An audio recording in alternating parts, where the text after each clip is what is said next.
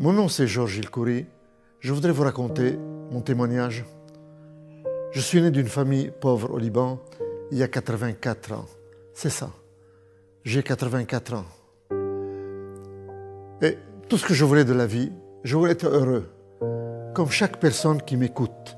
Vous voulez être heureux dans cette vie. Et c'est ce que je voulais, être heureux. Et je pensais que pour être heureux, il faut avoir de l'argent, beaucoup d'argent. Il faut devenir puissant. Et il faut goûter à tous les plaisirs de la vie. Et je pensais que le meilleur plaisir était le plaisir des relations sexuelles. Alors comme je m'étais marié jeune, au Liban, et j'ai eu quatre enfants, mais je tenais absolument à être heureux. Alors que faire? Vous savez qu'est-ce que j'ai fait?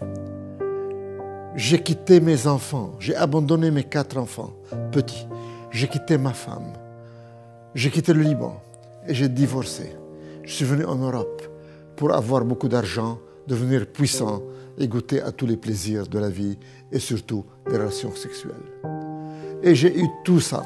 J'ai réussi à avoir tout ça. Je suis devenu très riche. J'ai eu beaucoup d'argent. Beaucoup d'argent. Et je suis devenu puissant. J'ai fondé 5 banques dans le monde. 5 banques. Et quant au plaisir des relations sexuelles, j'en ai eu autant que le roi Salomon. Des centaines de femmes, peut-être que j'ai même atteint le chiffre de 1000. Et j'ai essayé tout ça. Et je n'arrivais pas à être heureux. Je ne savais plus quoi faire pour être heureux. Alors, je voulais attirer l'attention encore vers moi. Et j'ai appris à piloter. Et un jour où je pilotais un avion Cessna au-dessus de Paris, j'étais seul dans l'avion et c'est moi le pilote. Soudain, l'avion allait s'écraser. Dans quelques instants, je savais que j'allais mourir. Que pense quelqu'un qui a tout dans la vie, qui a tout, l'argent, la puissance et les plaisirs, quand il va mourir, quand il est sur son lit de mort? Je sais, je l'ai essayé. C'est la peur de découvrir qu'est-ce qu'il y a après la mort, la peur de la mort. Mais l'avion a touché le sol, il s'est écrasé, il était en morceaux. Et je regardais, je n'avais rien. Je suis sorti indemne, juste ce doigt était foulé. Et je pensais que c'était par ma propre puissance que j'ai échappé à la mort. Mais maintenant je réalise qu'il y a quelqu'un qui m'aimait et qui s'appelle Jésus-Christ, Dieu, le Fils de Dieu, qui m'a sauvé d'une mort certaine, parce qu'il a un plan dans ma vie, comme il a un plan dans la vie de chacun de vous. Mais à ce moment-là, il ne m'intéressait pas, et je continuais dans ma vie de débauche et de plaisir et d'argent et de puissance et de sexe.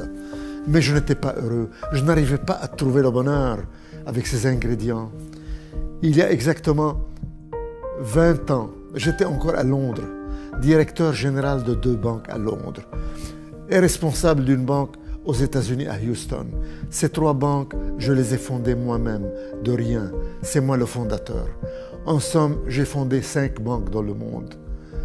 2 banques à Londres, une banque aux États-Unis, une banque à Bahreïn, dans le Golfe arabe. Et j'ai participé dans la création d'une banque à Genève. Je suis devenu puissant, riche, puissant. J'avais des appartements partout. Mon appartement à Paris était à l'avenue Foch, une des plus belles avenues du monde. Mon appartement aux États-Unis était à New York, au Trump Plaza, un des plus beaux immeubles des États-Unis. Quant à la maison que j'habitais à Londres, un vrai château, a mansion comme disent les Anglais, c'était à Twickenham, à 10 km de Londres. Et j'avais un jardin aussi grand qu'un terrain de football. Le fleuve la Tamise bordait mon jardin. Donc dans mon jardin, je regardais les bateaux passer dans la Tamise. Et je pouvais ancrer un bateau au bord de mon jardin comme on gare sa voiture dans un garage. Voilà le genre de luxe que je vivais. Pour aller chez ma copine américaine, je prenais l'avion Concorde de Londres à New York. J'allais souvent et quand l'avion atterrissait à l'aéroport John Kennedy de New York, il y aurait un hélicoptère qui m'attendait. Je descendais de l'avion, je prenais l'hélicoptère et l'hélicoptère m'amenait juste devant mon appartement au Trump Plaza à New York. Voilà le luxe dans lequel je vivais. Je vous donne encore un exemple de luxe. Le premier ministre du Royaume-Uni, il s'appelait John Major. Il m'invitait à un banquet annuel de banquiers, pour un dîner pour des banquiers. Et je me rappelle, je recevais l'invitation et je déclinais l'invitation du Premier ministre. Je n'étais pas intéressé par le Premier ministre, je n'étais intéressé que pour moi-même, par mon plaisir, par mon argent, par mon luxe. Tout ça pour être heureux, mais je n'étais pas heureux. Je n'arrivais pas à trouver ce bonheur. Il y a beaucoup d'hommes d'affaires qui nous écoutent. Et je leur dis, ou des femmes d'affaires, vous savez de quoi je parle, vous avez tout, l'argent, la puissance, les plaisirs, mais vous n'êtes pas heureux. Il y a un vide ici que vous n'arrivez pas à remplir avec la puissance et l'argent et le sexe. Et vous cherchez et vous ne trouvez pas. Moi, j'ai trouvé avec quoi je dois remplir ce vide. En somme, ce n'est pas quoi, ce n'est pas quelque chose, c'est quelqu'un. Et son nom est Jésus-Christ. C'est lui seul, quand il vient dans votre vie, il vient et vous comble ce vide et vous donne la joie et la paix et la satisfaction. Quant à moi, à ce moment-là, il ne m'intéressait pas et je cherchais toujours à être heureux par l'argent, par la puissance, par les relations sexuelles. Mais un jour, chers téléspectateurs, j'ai eu un gros problème. J'étais sujet à un chantage terrible.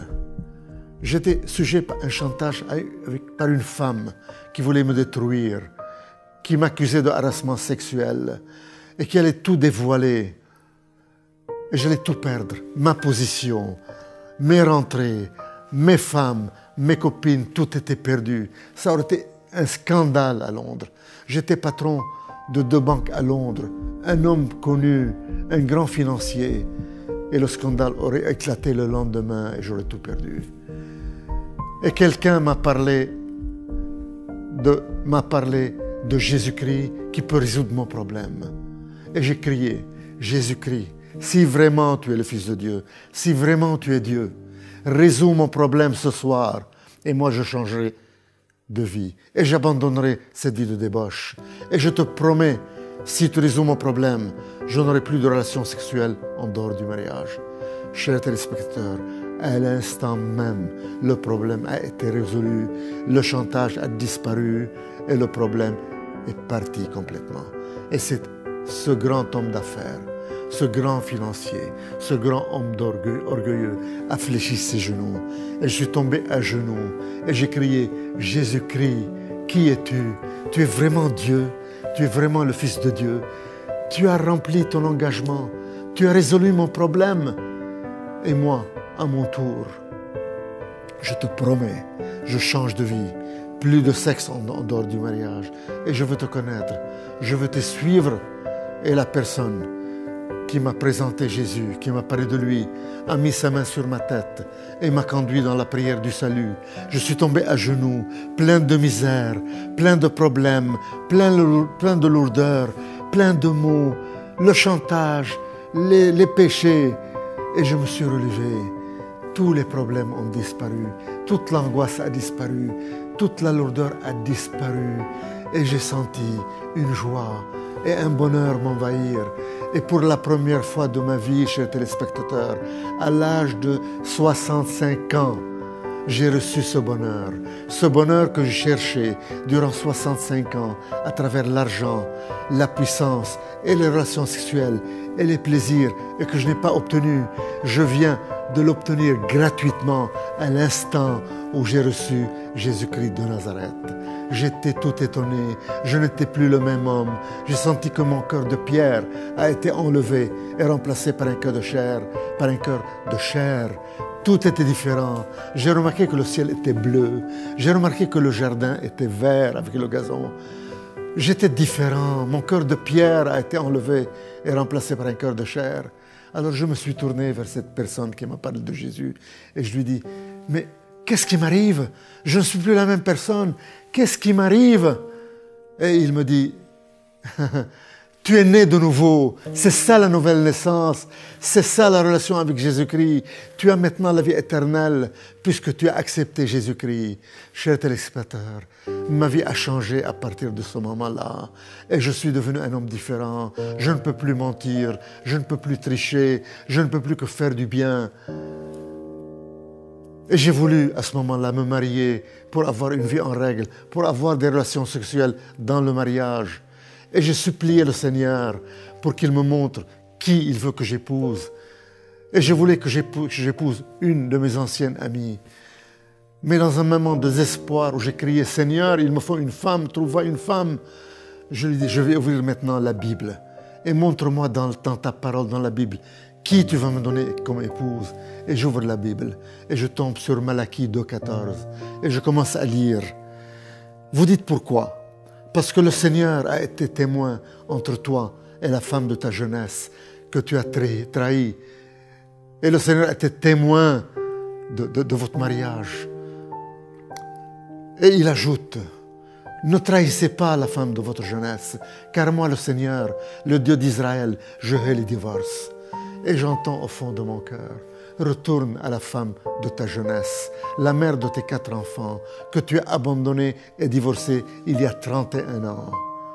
Chers téléspectateurs, après 31 ans de divorce et de séparation avec la mère de mes 4 enfants, j'ai obéi Dieu et je suis retourné à ma femme, à la mère de mes 4 enfants, à la femme de ma jeunesse, et je l'ai épousée après 31 ans de séparation et de divorce.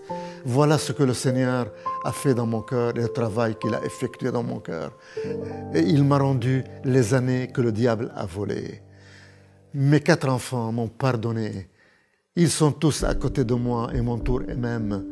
J'ai 9 enfants, 9 petits-enfants qui m'aiment. Ils me font la surprise de m'apporter le café au lit. Le Seigneur m'a rendu les années que le diable a volées, comme il veut rendre à chacun de vous les années que le diable a volées. Chers téléspectateurs, ce que j'ai reçu de Jésus-Christ, vous pouvez l'avoir vous-même. Il vous suffit de lui demander. Dites-lui, ouvrez votre cœur et dites-lui, si c'est vrai que tu es puissant, si c'est vrai que tu es Dieu, si c'est vrai que tu es le Fils de Dieu, touche-moi, rends-moi les années que le diable a volées, change ma vie, subviens à mes besoins, montre-toi à moi, donne-moi ce bonheur que je cherche toute ma vie, que je ne trouve pas. Viens dans mon cœur, je te donne ma vie, sois mon Seigneur et mon Sauveur, je vais te servir. Donne-moi la vie éternelle, pardonne mes péchés. Mes frères et mes sœurs, si vous lui ouvrez votre cœur de cette façon et vous lui parlez ainsi, sachez qu'il vous a déjà touché et que votre vie ne sera jamais la même. Sachez que vous êtes né de nouveau, que votre passé a été pardonné et oublié et que vous commencez une nouvelle vie, un nouveau départ avec Jésus-Christ dans une vie de bonheur et de joie, et que vous allez hériter le royaume des cieux, et que vous êtes sauvés, et que vous n'allez plus mourir. Un jour, vous fermerez les yeux, mais vous ne mourrez plus, vous continuez à vivre. Immédiatement, vous passerez en présence de Jésus-Christ au ciel pour l'éternité. Gloire à toi, Seigneur.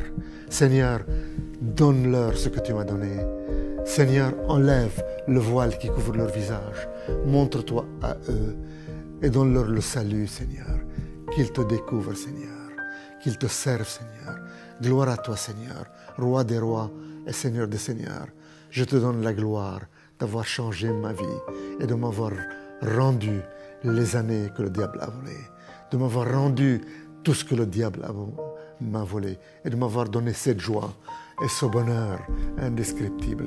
Tu m'as enlevé la peur de la mort, car je sais que je ne mourrai plus, mais que je vis déjà dans l'éternité avec toi, Roi des rois et Seigneur des seigneurs.